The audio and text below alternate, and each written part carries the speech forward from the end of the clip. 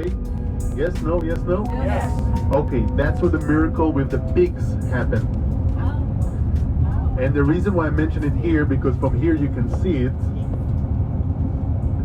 In Jesus' time, the lake was divided between 3 different territories. This side, the Galilee side, Herod's Antipas, the Jewish side. His capital city was Tiberias, the regional capital. On the other side, from this V, the V is a river that comes into the lake. The northern part on the left, or actually if you look at me for a moment, all the northeast quarter of the lake, on that direction is the Golan, or Golanitis. That was the land of another son of Herod's Philippus. Okay? His capital city was Caesarea Philippi. And from this V, yes, it's called the river of fish, River Samak. This V is the geographical border between Philippus land on the north, and that's the land of the Decapolis at the south. That's the land of the Gadareans. Okay? So all the southeast quarter of the lake, that's the land of the Gentiles, the land of the Decapolis. So what I want to tell you about this.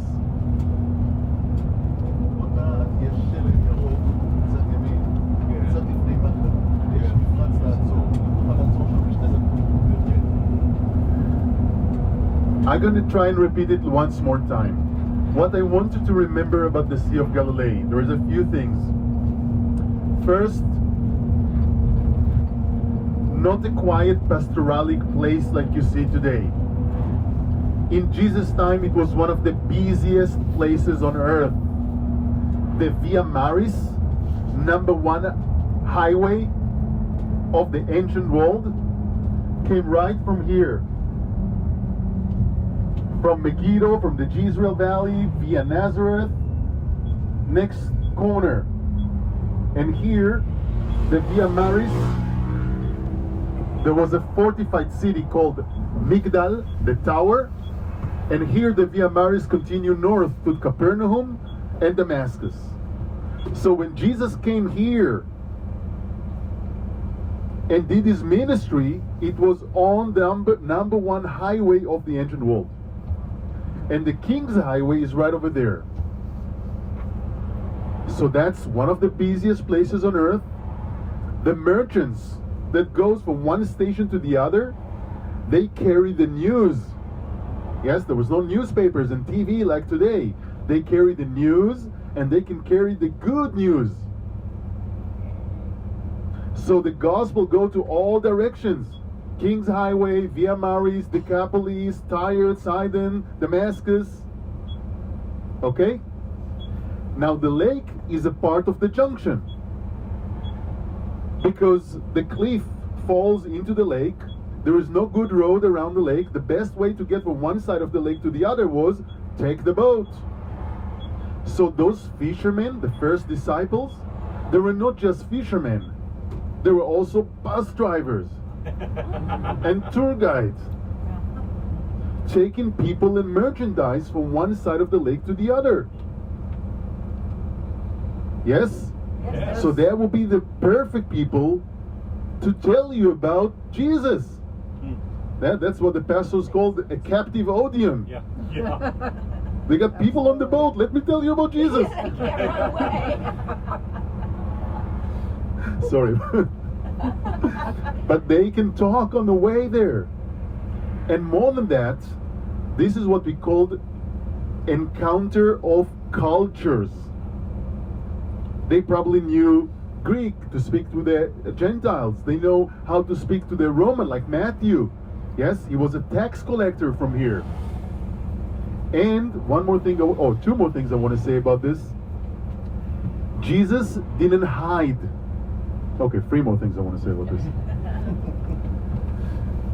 If you stretch your hands, and we're going to do it later, from this place over there, by the way, it's called Kursi. Remember the V? Kursi, because it looks like a chair. Kursi will be a chair, like arm seat chair. Kursi. So from Kursi, along the northern side of the Sea of Galilee, as far as Tiberias, you can actually stand and stretch your hands. Tiberias, Kursi, and everything between your hands, that's where Jesus' ministry happened.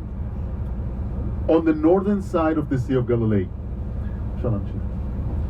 And Jesus was right under the nose of the two kings, the two sons of Herod. Philippus was right over there. Bethsaida, that was his winter capital city. And Antipas was right here. So they heard and knew everything that Jesus did. On the right hand side, Magdala. I'm going to refer to this later. A fortified city on the Via Maris. The Via Maris comes from the left hand side. Oh my gosh, that's what we need to see.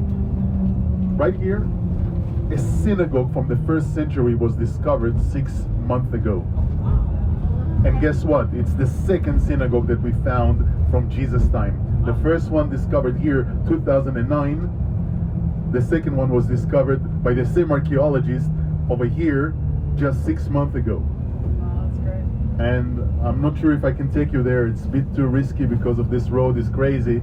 But it's just mind-blowing because you can actually be in a synagogue that 99.9% Jesus was teaching at the synagogue, because the Bible, the scriptures tells us that he was teaching in all their synagogues. And that's the hometown of Mary Magdalene. So we can tell you 99.9% that Yeshua himself was teaching, yes, in those synagogues. How cool is that? And you're going to be there later, God willing. Okay, so international crossroad, cultural encounter, busiest place on earth, under the nose of the two sons of Herod. And the last thing I want to say, one side is the Jewish side, the other side is the non-Jewish side.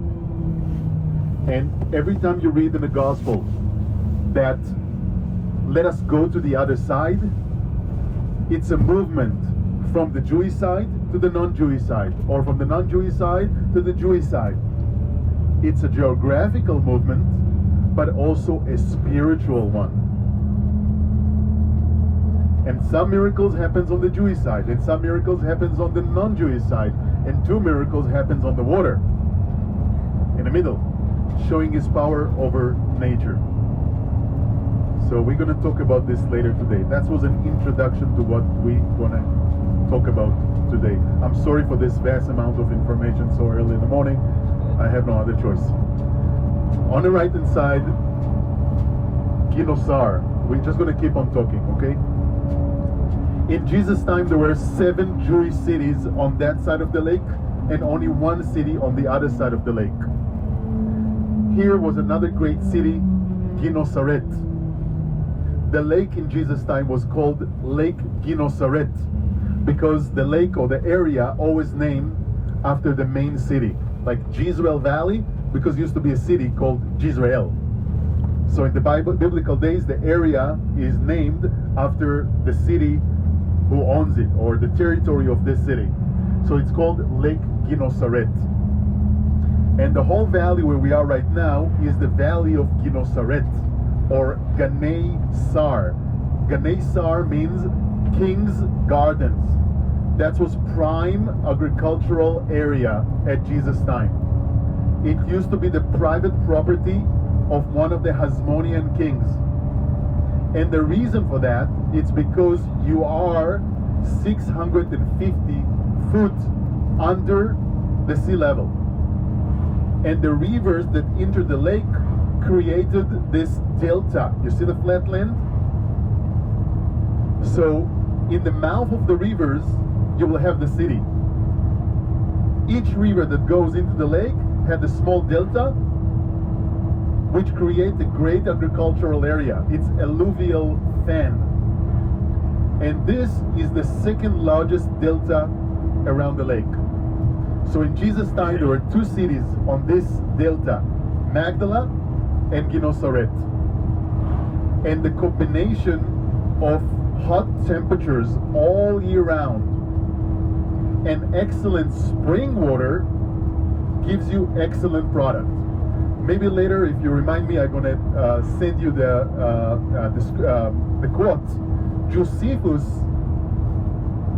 Flavius Josephus described this valley over here at Jesus' time as paradise.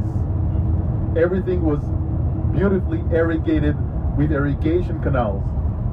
Okay, the best agricultural area. Why 7 cities on that side and only 1 city on the other side? The reason for that is the geology. Galilee, limestone. Limestone, many cracks. The rainwater seep through the rock. On this side you have fresh water springs. The other side is volcano terrain, Golan Heights, covered with streams of lava. So on the other side, no springs, flash floods. So in Jesus' time, 11 cities on that side of the lake and 1 city on the other side. Ladies and gentlemen, on the right hand side you can see a very strange looking mound. Can you see that? This strange looking hill, it's a till. This is a prehistoric settlement mound. We're gonna talk more about it later on the tour. This is an ancient city. It's a layer upon layer upon layer of civilization. This mound, yes, the shape of it's because of the city walls. It's called a till, T-E-L, prehistoric settlement mound.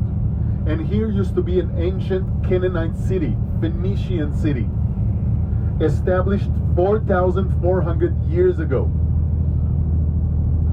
And the name of the city was Kinneret. And when you tell Israelis Sea of Galilee, they will look at you, they won't understand what you're talking about. We call the lake Kinneret. You know why? Because that's the name in the Old Testament. In the Old Testament, it's called Lake Kinneret. In the New Testament, it's called Lake Ginosaret. Because the main city in the Old Testament time was Kinneret. And New Testament time, the main city was Ginosaret. I know it's a lot of information for this morning. By the way, this city was conquered by the tribe of Naphtali during the battle of Barak and Deborah. And later we're going to read the land of Zebulun, the land of Naphtali. So this is the territory of Naphtali. They conquered the 4 Phoenician cities, the tribe of Naphtali, during the battle of Barak and Deborah. Now if you look to the right hand side, there is a small yet very fertile delta. It's another small delta. Can you see this triangle over here on the right with the green? Yes? This is actually our next destination, our first destination for today. It's the agricultural suburb of Capernaum. So you're getting close to Jesus' town. Okay, Jesus himself called it my town, Capernaum. That's where Jesus lived, in Peter's mother-in-law house. I'm sure you got a good reason for that.